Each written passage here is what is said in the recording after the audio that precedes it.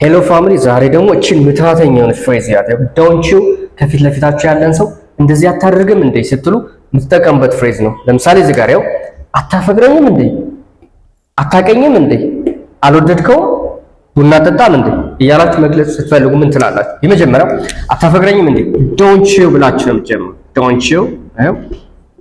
ዶንት ዩ ላቭ ሚ፣ ዶንት ዩ ካላችሁ በኋላ ቨርቡ ዶንት ዩ ላቭ ሚ። አታቀኝም እንዴ ዶንት ዩ ኖው ሚ፣ ብዙ መስራት ትችላላችሁ። ዶንት ዩ ኖው ሚ።